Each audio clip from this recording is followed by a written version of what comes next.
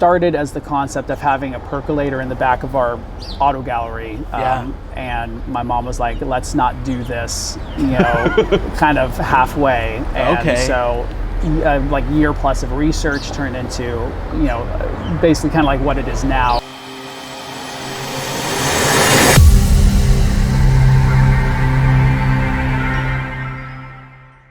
Good morning, Glendora. My name is Taylor Garcia, your host, and today I'm really excited to have another conversation.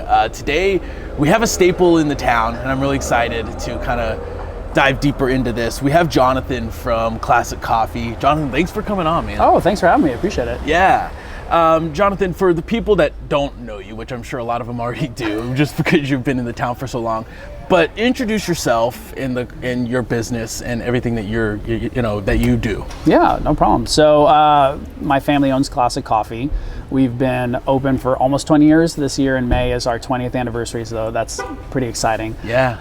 We opened actually initially. My family had an old car shop. Down here. We took over the old box building, for those of you old enough to remember that variety store. It was kind of like a small local town Walmart, and Walmart actually basically put it out of business when they opened. So we took over that building, which is like kind of a historic building down here, and my stepdad opened up a old car gallery and showroom, and we sold vintage cars and had a gift shop.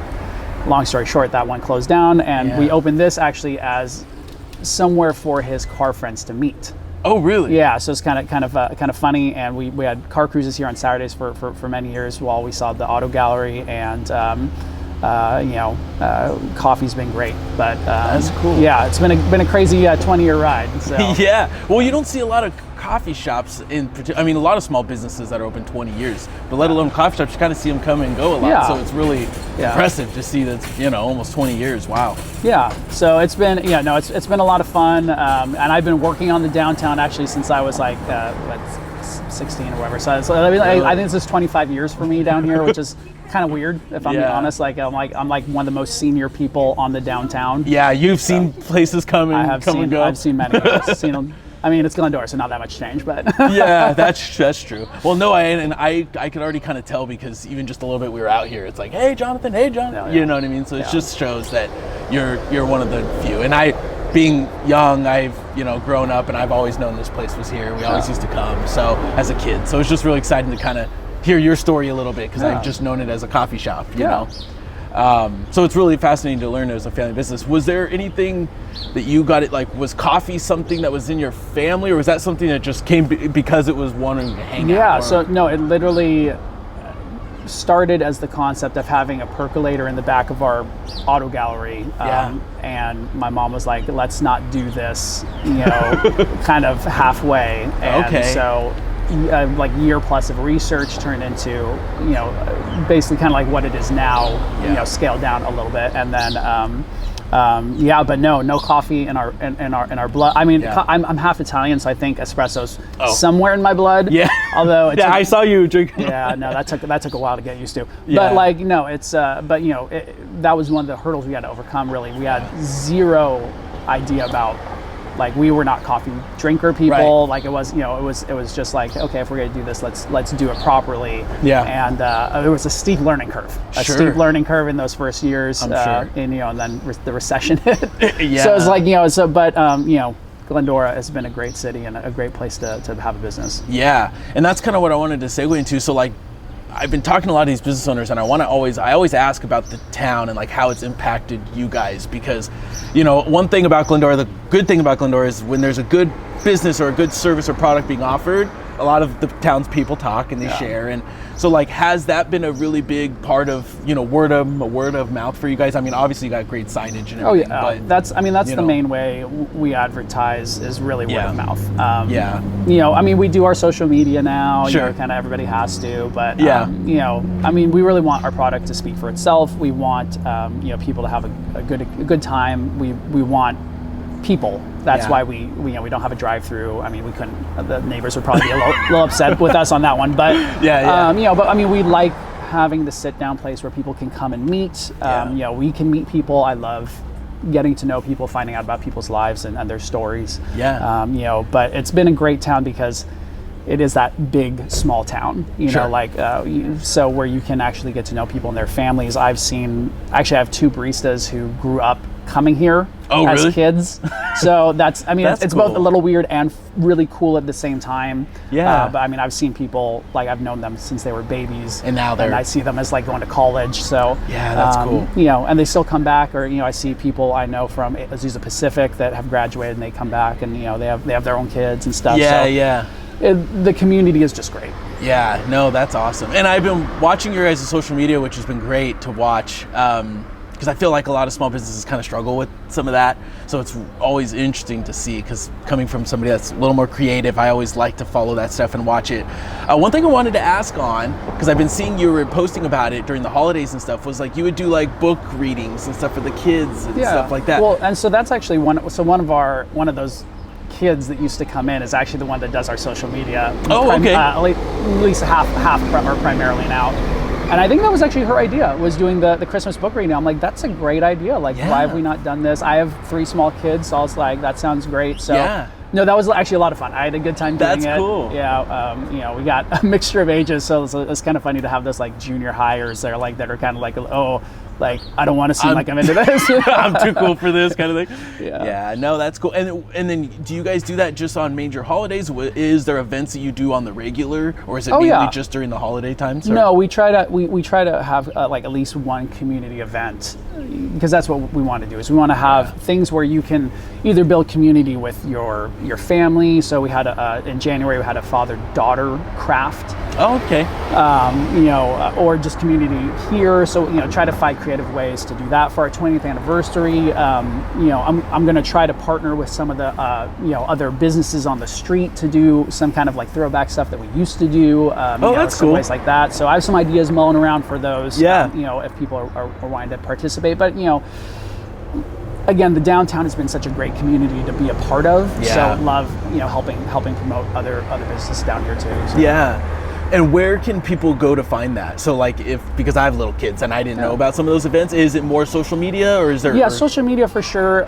If you're part of our loyalty rewards program, which is a benefit because you get money off of what you're doing, or your purchases, but you can also, that signs you up kind of into our email list, which we don't spam people. Like we send out literally maybe 2 a month, and that's one of the ones that just went out was about our craft event this month. So it's another kids craft. Gotcha. The parents can bring their kids to, totally free for that one.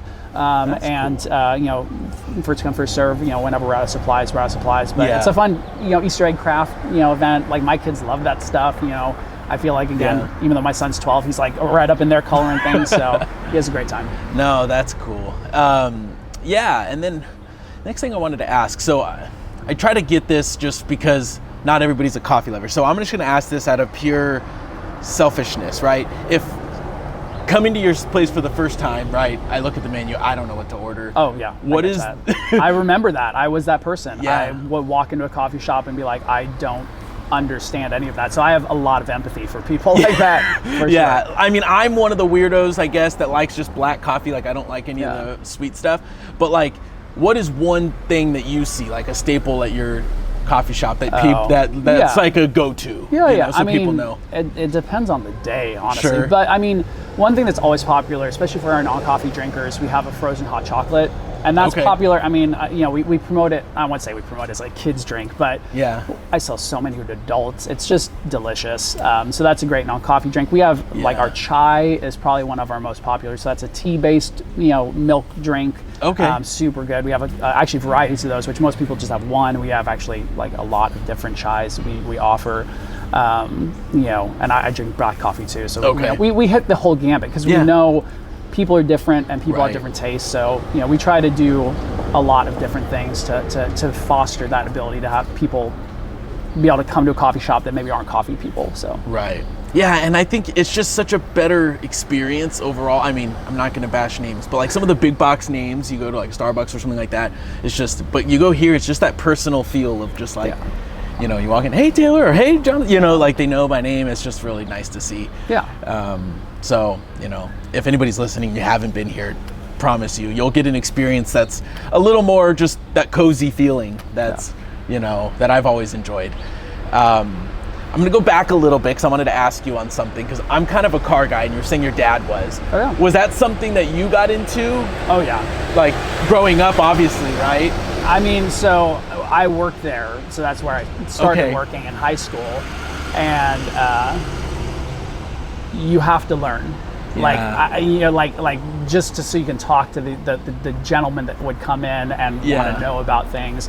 But it just became fascinating. I like working with my hands. So my first car was a 70 Thunderbird. Oh, nice. So, it was fairly restored, but, I did do, like some engine work and things on that, so it's fun to learn from the older generation, because a lot of people, younger our age don't know how to do those things. Yeah, so, right. And it can be very intimidating. So that was a blast. But I mean, it's just, they're beautiful. They were crafted. They were designed back then by people for, aesthetics, not just aerodynamics and gas mileage. So, they're just beautiful, like, appreciate them for the art that they are, for sure. Right. Do you have any, you or your parents had any like classic cars still or anything like that in the family? Or? No. My stepdad had quite a few. Okay. And he slowly has like sold those off. Having young children and trying to cart those around. That's like true. They don't have the seat belts in them. The crash safety safe features. thing.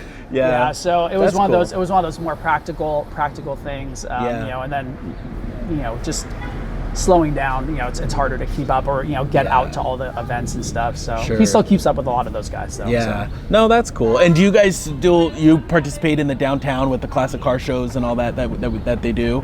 Oh yeah. And it's a great time. And this year they actually, a lot of people, I don't know if they knew, because they used to charge for entry. This last year was the first year that they did not charge entry for people to just attend. It was really well received, but I'm sure next year is actually be more popular, and they're trying to make it even bigger. So some great cars come to that. It's a lot of fun. So I love that, because I for odd reason I feel like coffee and cars just go together. Like I've seen a lot of people that just those two things. I mean, so coffee really like adds on to anything. It really can. It could be reading. It could be whatever. Conversation. It can be like a business deal. It could be exactly. Yeah. Paper, I have lots of paperwork that happens in my shop for sure. So I see a lot of that. Yeah. Oh, that's cool. Great. Jonathan, this has been great, man. Is there anything, I know you said you have an event coming up, but is there anything coming up that maybe we should all keep an eye out for, like the 20th anniversary, right? Is that the next big event? So we're still planning that out. We're gonna stretch it out over multiple months and try to just celebrate. It is a big milestone. Sometimes it hasn't necessarily really hit me how big of a thing it is. Honestly, to be able to say that. So, but we're gonna do a lot of fun things. So definitely, keep an eye out for that. We're gonna keep doing what we do though. We donate thousands of cups of coffee to the schools in the city. My mom was a teacher when I was young. So that's great. When we started, we always were wanting to give back to the community and in the form of donating to the churches and the schools in the city, and we do a lot with other parts of the city too. But that's something people don't see a lot. As you guys make that possible by supporting us. You're supporting all of the things that we get to donate to, and give discounts to schools and churches. Yeah. So it's we're blessed to be a blessing. So we're very appreciative to Glendora. We love you guys and just are really excited to celebrate 20 years with you. I'm so excited.